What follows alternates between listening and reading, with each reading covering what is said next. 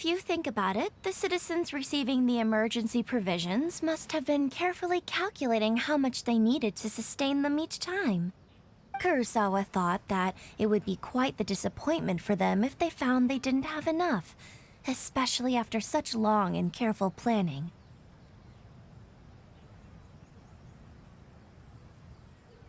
So he deemed it necessary to take on the debt rather than let the people down. Wow. Kurosawa was purchasing all the emergency provisions at his own expense. And no one ever appreciated what he did. They just complained and held him accountable. People's attitudes will always reflect their circumstances. In the face of hardship, nobody cares to think twice. If you ask me, had Kurosawa told everyone the truth about the supplies from the start, then there wouldn't be such a severe backlash now. Of course, I'm sure there would still have been some unrest. What he was doing was truly a thankless deed. As for why he chose to spend his own money on emergency provisions and never tell anyone, I'm still not too clear myself. If you're still curious, why don't you go ask him yourself? I see. That reminds me, it seems that his vision was recently confiscated. Most unfortunate. If he doesn't clear the debt on his name, he'll have no choice but to sell that sword that is so dear to him. Sword? What sword? Oh, didn't he tell you? He possesses a very valuable blade. He's carried it for years now. I've asked him about its origins. He told me that it was a gift from his father, that it was too precious to sell. In hindsight, I regret that I never made an offer on it. Everything has its price, at least that's what I think. Why don't you ask him about the sword yourself? Perhaps it'll even provide you with the answers you're looking for. Oh, but before you go, if you would kindly settle today's bill. But we didn't buy anything! Information is also a kind of commodity, wouldn't you agree? Don't worry, I won't charge much for information about Kurosawa. Nothing we ever discussed was explicitly confidential anyway. Oh, let me think. 2,000 mora should be a fair price. At least we now know where the emergency provisions were coming from. Plus, we found out that Kurosawa has a priceless sword in his possession. Let's go talk to Kurosawa again and see if he can remember anything.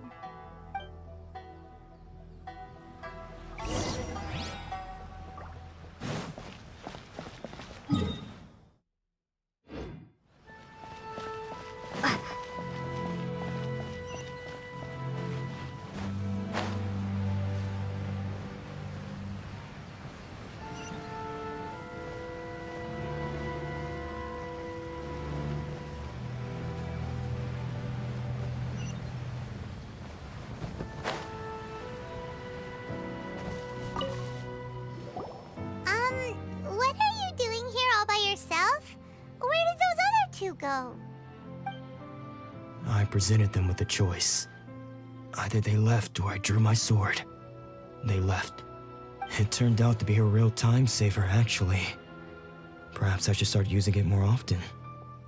Did you manage to track down the treasure hoarders?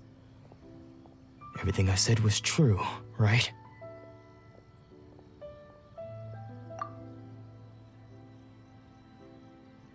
That just about sums it up. It turns out that you really were distributing emergency provisions, but they were all purchased at your own expense. Strange. Is that really the kind of person I was? I don't really have any such recollection. Even after all you've told me, I still don't remember anything. Why was I purchasing emergency provisions for everyone? And why would I put myself in such a difficult situation? I really don't understand. But I cannot deny that when I brandished my sword to scare those two away, I could sense that my body was somehow reluctant to do so.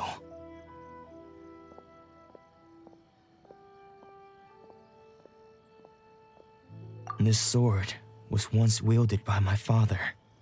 I remember once when I was young, I wanted to sneak out with the blade and show it off to the kids next door. My father ended up catching me in the act and scolded me severely. What did he say? I can't seem to remember that either. It would seem that I forgot many important things when my vision was taken from me. So many memories gone. Forever. No matter how hard I try to remember, all I can remember now is my father telling me that this blade bore his life's creed. Before he passed away, he placed the sword in my hands and said to me, "With this sword, you should..." Hey, if you look carefully, there seems to be some words engraved on the hilt. Can you recognize the words? Virtue and justice? Somehow those two words seem to explain everything now. Taking on seemingly endless debts to make others happy. I guess that must have been my greatest ambition after all. But what use are virtue and justice? I purchased the provisions for those in need, and look how things ended up. The Tenryo Commission seized my vision, and the very people I was so desperately trying to help refused to understand me. And the irony of all of it is, I somehow still felt sorry when threatening them with my blade. I'm incapable of being a good person, yet I'm equally unable to be bad. I don't know what to do with myself. Yet another troubled soul. When we get the chance, let's speak to Toma about Kurosawa's debt. The Yashiro Commission would surely help cover his expenses. In any case, we must never let him sell off that sword. Yeah, seems like losing all ambition is a terrible experience. Fortunately for us, you don't have a vision. Let's go find the next poor soul.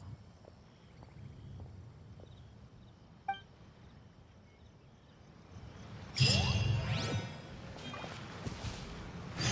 it just me? Or are there more coming?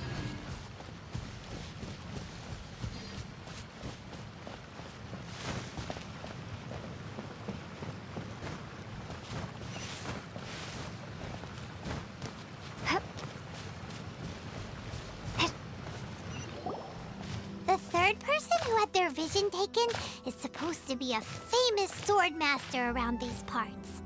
Paimon heard that he's the present-day master of Meikyo Shisui art. Sounds pretty impressive. This is his dojo. Luckily, there's some people around. Let's go talk to them. Nanako, don't worry. Sensei will be fine. Those thugs that challenged the dojo were strong, but he fought them all off in the end, didn't he? Maybe, but I'm still worried about him. Things have gotten dangerous before in the past, but it's never shaken him. This time, though... It's just because he's been possessed, that's all. Once the exorcism has taken place, he'll be right as rain in no time. Hey there! Did something happen? Who are you? I don't care whether you're trespassers or just here to harass us while Sensei is impaired. Get out of here immediately! Don't make me draw my blade, or you won't live to regret it. No! You got it so wrong! We just came here to...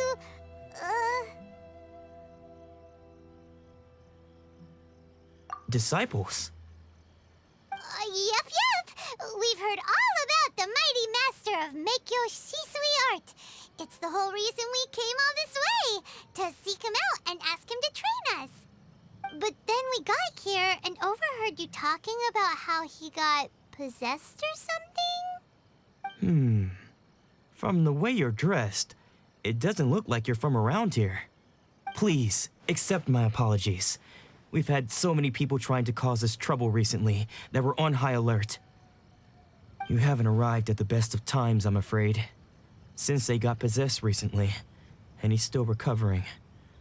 He's not able to take on any new disciples for the time being.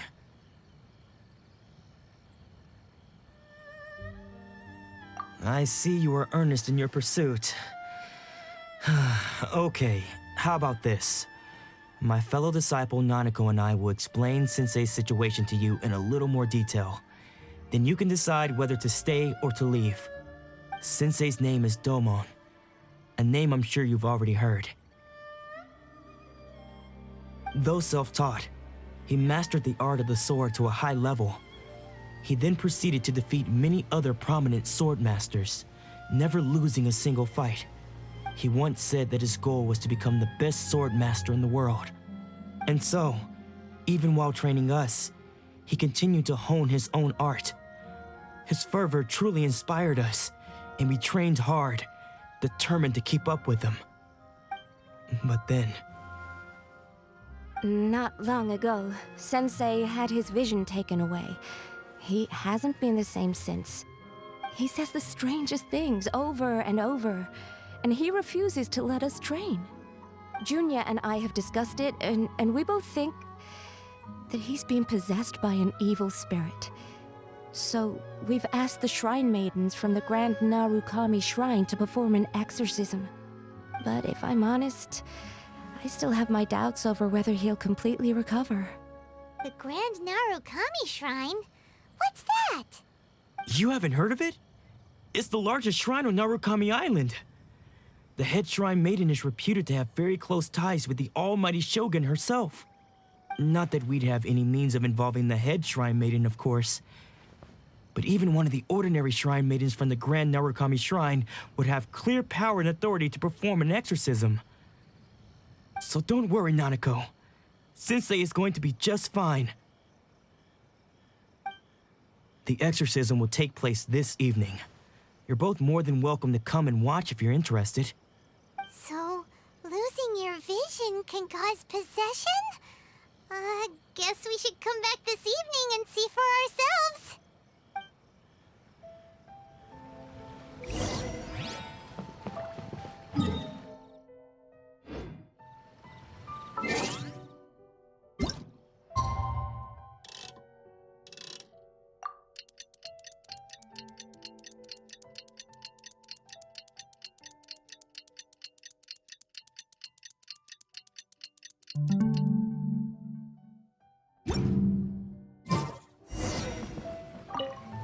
Shh. So you decided to come. It's a good thing you didn't arrive any earlier. You would have had to witness Sensei in one of his fits of madness. Just now, when Nanako was attending to him, she heard him whispering a few names to himself. When she asked him who the people were, he suddenly looked panic-stricken and pushed her away. It looked like he was in great distress. He was covering his ears and looking frantically around him with bloodshot eyes. All the while he kept calling those names. Some of them we knew, others we didn't recognize. But they all seemed to be the names of sword masters he had defeated in the past. One of them was Anzai. He used to be a fellow disciple of Sensei's, his senior, in fact. But Sensei defeated him in a duel many years ago, and he has been a wanderer ever since. Sensei wouldn't stop calling his name. Thankfully, the shrine maidens managed to subdue him, so the exorcism can finally continue. The ritual has now begun. All we can do is patiently await the result. Here's hoping Sensei will be back to his normal self very soon. Please, excuse me for a moment while I fetch some water. If he wakes up, he is sure to be thirsty.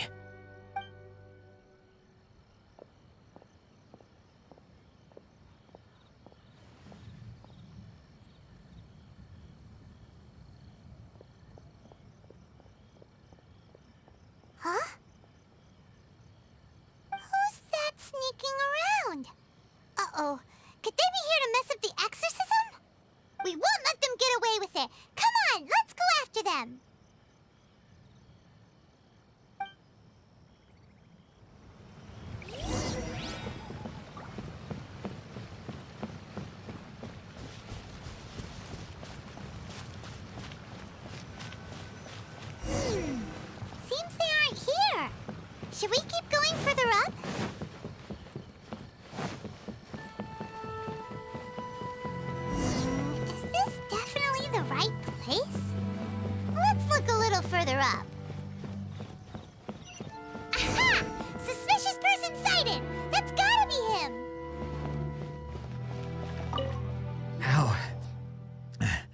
How did you catch up with me so quickly? Are you sure you're Domon's disciples? You move even quicker than he does. Unless... I guess it's been a few years. Maybe his skills have improved again.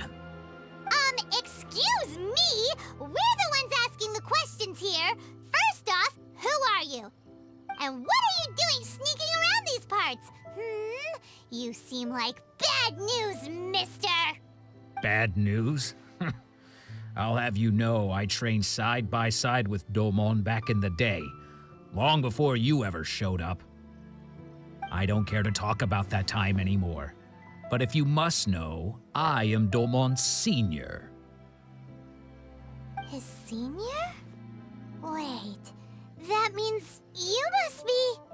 Anzai? Yes, that's me. Because I don't wish to see Domon or anyone else associated with him ever again. When we were young, we trained under the same swordmaster, studying Meikyo Shisui art together. I had begun training 5 years before him, and everyone looked up to me as a steady and dependable older disciple. Practitioners of Meikyo Shisui art seek to achieve stillness of mind, freedom from all agitation. So the majority of disciples are indifferent to rank and reward. I was no exception. But Domon was different.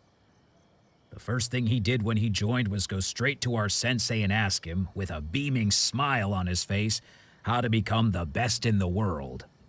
Sensei scolded him and told him that the art of the sword should not be used for such vain ends. Sensei said that coveting the title of the best swordmaster, barely days into his training, showed that he had a fickle mind, and that this would impede him from ever mastering the blade. I thought so too at the time, but Domon began making swift progress in his training and even started catching up with me. Only then did I realize that it was Domon who had long since freed his mind from all agitation. He was consumed by his singular desire to become the best in the world. He sought nothing less than perfection in the art of the sword, and nothing could deter him from this goal, no matter what stood in his way. Sure sounds like he meant business. So how come you don't want to ever see him again? Because until he arrived, I was convinced that I would succeed our sensei as the master of Meikyo Shisui art. Of all the disciples, I was the most gifted. I had trained the longest. Everyone had high expectations for me. Domon's arrival changed everything. When we sparred, I lost not just the match, but my pride and my status too. I fled the dojo that day and never looked back. Later, I heard that he sparred with Sensei too. Sensei was advanced in years by then, and unfortunately that match used up every last ounce of energy in his body. After that, I wanted nothing further to do with him. Deep down, though, I still respected his mastery of the blade and his commitment to the art of the sword. So, when I heard rumors that he had lost his mind, my first reaction was to dismiss them as false. How could he, of all people, have lost his mind? His mind was the sharpest of them all. He had practiced Meikyo Shisui art to perfection. I decided to quietly come and see if it were true. Then